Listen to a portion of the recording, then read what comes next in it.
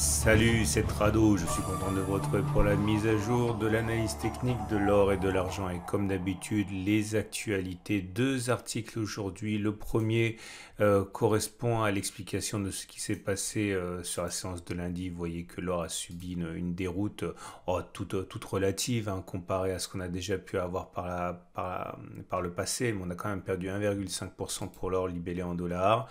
Et donc, avant de revenir sur l'explication purement chartiste et technique des graphes, la raison de cette déconvenue est à chercher du côté des États-Unis, puisque le rendement du 10 ans américain a progressé, ce qui a soutenu le dollar. Et comme vous le savez, ce sont deux ennemis de l'or. Lorsque le dollar monte, eh bien, automatiquement, l'or baisse l'or est libellé en dollars. Et ensuite, le rendement du taux à 10 ans de la dette américaine a également progressé, ce qui nuit à l'or, puisqu'encore une fois, l'or ayant la réputation et étant analysé généralement comme un actif qui ne rapporte rien, le coût d'opportunité augmente lorsque le rendement du taux à 10 ans s'élève, puisque ça veut dire qu'on perd encore plus, entre guillemets, à détenir de l'or par rapport à quelque chose qui rapporte de l'argent.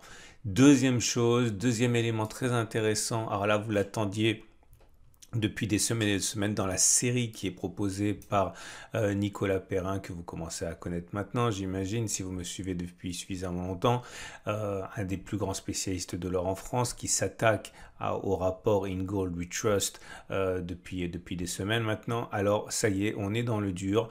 Les effets du contrôle de la courbe des taux aux États-Unis, on le sait très bien, les États et en particulier les États-Unis doivent surveiller le niveau des taux, parce que sinon leur dette exploserait et serait complètement destructrice pour l'économie, puisqu'on ne pourrait pas rembourser. Donc l'étude In Gold We Trust revient sur le fait que 51 États sur les 52 qui depuis 1800 ont connu une dette publique supérieure à 130% du PIB, eh bien, ont donné lieu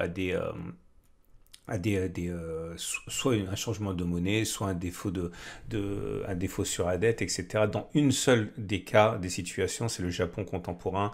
Les pays qui s'en sont sortis les pays s'en sont sortis correctement avec une dette qui dépasse 130% du PIB, et ils tirent également de cela les conclusions en ce qui concerne l'or, et la valeur que pourrait prendre l'or si cela devait se produire, et notamment à l'horizon 2030. Alors, j'en parle parce que voilà, très souvent, les derniers arrivants s'inquiètent des évolutions de court terme de l'or, alors que, encore une fois, il faut voir à long terme quand on s'intéresse à l'or et à l'argent. Et voilà, en l'occurrence, vous trouverez dans cet article le prix qu'ils peuvent espérer, qu'ils pensent pouvoir être touchés d'ici 2030 et à plus long terme. Les liens sont juste en dessous de la vidéo. Et malheureusement, je reviens à l'or. Donc une mauvaise séance pour la séance de lundi, mais il y a une petite rémission actuellement. Pas très convaincante, mais quand même. On voit qu'on est toujours au-dessus de la M200, donc la tendance de long terme est haussière.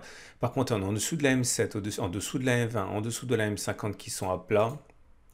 Autrement dit, la tendance est plutôt neutre, la tendance immédiate est neutre, la tendance générale est neutre et la tendance de fond est neutre, avec un ballottage favorable au baissier, puisqu'on est en dessous de ces moyennes mobiles qui sont plates. Zone d'accumulation rationnelle, on le sait, pour moi ce serait un passage, une clôture au-dessus des 1458, 1551. Autre zone d'accumulation rationnelle lorsque l'on clôturera au-dessus des 1567, qui correspond à des résistances. Donc clairement, une fois qu'on aura clôturé au-dessus des résistances, des obstacles, ou alors, si on tombe comme une pierre, on connaît très bien les zones d'accumulation rationnelle, tout le monde les connaît, enfin tous les analystes techniques et les institutionnels les connaissent, ce sont ces niveaux sur lesquels les dits institutionnels se sont, passez-moi l'expression, gavés lors de la précédente attaque sur l'or. Donc 1480, 1473 pour la prochaine zone de support accumulation rationnelle. Alors pour l'or libellé en dollars, c'est un peu moins bien parce que on repasse en dessous de la M200. Alors pas de manière significative, mais quand même, donc on peut plus dire que la tendance de long terme soit haussière. On est avec des M7, M20, M50 qui s'entrelacent et qui dérivent à plat depuis pas mal de temps. Il faut aussi considérer que la tendance immédiate, la tendance générale, la tendance de fond sont neutres. Je considère qu'une clôture au-dessus des 1834 serait une zone d'accumulation rationnelle, comme un retour sur les 1724, 1734 ou les 1673, 1687 si on devait y aller.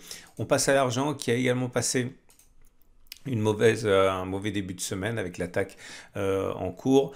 On peut le voir, hein, tendance de long terme baissière, on est en dessous de la M200 qui descend, tendance de fond baissière en dessous de la M50 qui descend. Par contre, tendance immédiate et tendance générale toujours haussière puisqu'on est au-dessus de la M7 et de la M20 qui monte. Zone d'accumulation rationnelle, une clôture au-dessus des 21,9 ou un retour sur les 18,6, 18,9 et pour terminer, l'argent libellé en dollars. En méforme également, en dessous de la M200, donc la tendance de long terme est baissière, en dessous de la M50, la tendance de fond est baissière, par contre au-dessus de la M7, au-dessus de la M20, donc la tendance immédiate et la tendance générale sont haussières. Zone d'accumulation rationnelle, un passage et une clôture au-dessus des 26 ou un retour hypothétique sur la zone des 21,6, 22. Voilà ce qu'on pouvait dire pour cette analyse, pour ces quelques graphes. J'invite à regarder l'article qui a été écrit par Nicolas Perrin sur le site de mon partenaire l'orelargent.info et je vous dis à samedi pour la mise à jour de l'analyse technique de l'or et de l'argent.